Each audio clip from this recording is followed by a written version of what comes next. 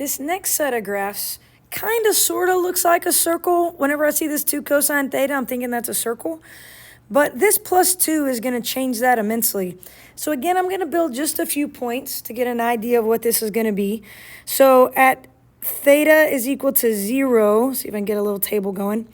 At theta is equal to 0, cosine of 0 is obviously 1, so I'm going to get a radius of 4. So that's where I say a radius, but obviously we're dealing with the r value. So 0, 4.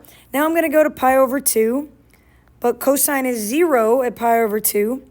So that's going to be 2. When I go to pi, now cosine of pi is going to be negative 1. So 2 times negative 1 plus 2, that goes back to 0.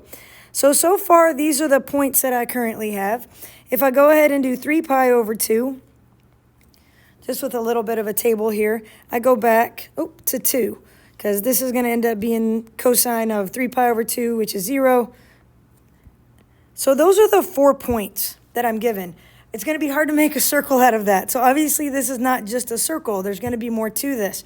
So let me go ahead and build this in Desmos for you, so you can kind of see what it looks like.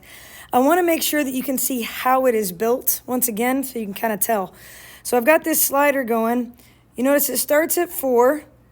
It's going to start to look like a circle. It's coming back almost like that radius, and then it starts to get flat. So it looks like it's going to be a circle with a radius of 2, and then it kind of starts to flatten out a little bit. That right there, I don't know if you can see my slider super well, but that right there is really close to pi. So I haven't gone all the way around. So now if I keep going, I get this build. So that is from 0 to 2 pi, and that creates what we call a cardioid. So if I'm going to go back, I'm terrible at drawing these, by the way, but I'm going to do my best. So if I'm going to go back, I'm going to kind of make a circle, and then this is called, it kind of looks like a heart, right? So this is called a cardioid. So this is when the A value equals the B value. So these are cardioids. Cardioids, A equals B. Now I do want to point out again that the domain was from 0 to 2 pi. So for me to be able to go all the way around, I had to go from 0 to 2 pi. Well, let's see what's different about this one now that I've changed the A value to be 1. So if I go to, let me turn that one off. If I go to this green and I start to build, it starts off similarly, but now I'm not starting at 4, I'm starting at 3. So it looks like, okay, maybe it's going to dimple here, and then right there, I get kind of an interesting loop happening. So before I keep going, let me go back and build a table so you can see what's going on. So right here, theta value, r value, when theta is 0, cosine of 0 is obviously 1, my r is 3. At pi over 2, I end up with just 1. At pi, now this is where it gets a little interesting. So this is 1 plus a negative 2.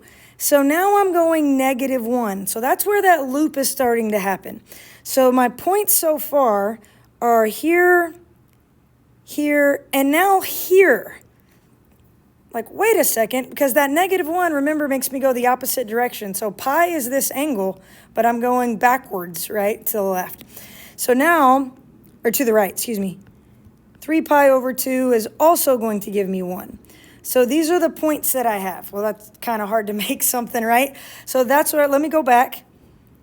So this creates a loop. So this is called a limacon with a loop, right? And that is 0 to 2 pi. Once again, I get about right here, that's going to be pi. And then I continue through, that's going to be 2 pi. Now, when we start talking about area, these can get a little weird because you can find the area of the inner loop and you can find the area of the outer loop. So you're going to have to be super careful with that. So when I go to graph this, again, I'm terrible at graphing these, but I'm going to do my best. Going to kind of loop through. Close enough. All right, be gracious with my drawings here. All right, let's go ahead and do one more. So again, this was A being less than B. Let me actually write that out. I'll see, I'm going to make this a little smaller. Oop. Make that just a little bit smaller for you guys. And I'm going to go ahead and write Limacon. It's kind of a funky little C. It's got a little line on it. With loop. Okay, so we're going to say with inner loop. It's kind of a unique one. We want to be aware of that. And that's going to be when A is less than B. So what happens when A is greater than B? So obviously this one's going to be a little different. So this is also a Limacon. This is going to be A being greater than B. Let's see what kind of shape this makes. I'm not going to build the table. I'm just going to go here. So there's what I'm expecting. Oh, looks like kind of like a circle. But then it kind of starts to flatten out. So that is definitely not a circle anymore. Okay, still 0 to 2 pi to get all the way around. Looks a lot more like a circle than the other ones, but we call this dimpled, right? So you notice that right here on the x-axis right here, that part kind of gets dimpled in. So we call that a Limacon that is dimpled, no inner loop. So again, just a few points on the graph. So you're going to have 3, 1, 2, and 2. And we're going to call this dimpled, no inner loop. See if I can get us a decent picture here. So it looks really almost like a circle, y'all. That doesn't look like a circle. And then it's just going to kind of dimple in.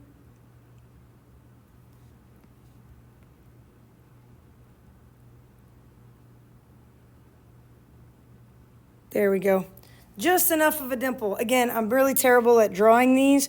On the notes filled in, I actually have them done with Desmos because I was so much more confident in my ability to show you what these look like. So hopefully these make a little bit more sense so you can see exactly what they're supposed to look like.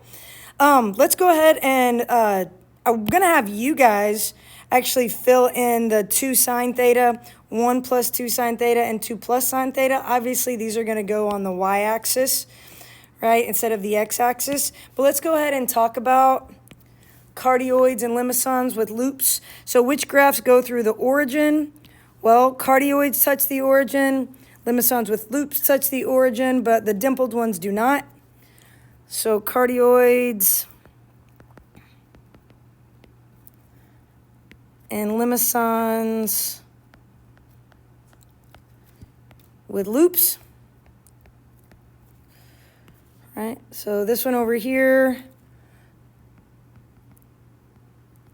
Limacons without loops. Okay, or dimpled, as we like to call that. And then a couple of important things to note, which ones have inner loops. The B has to be greater than the A, right? So in other words, the coefficient has to be greater than the constant.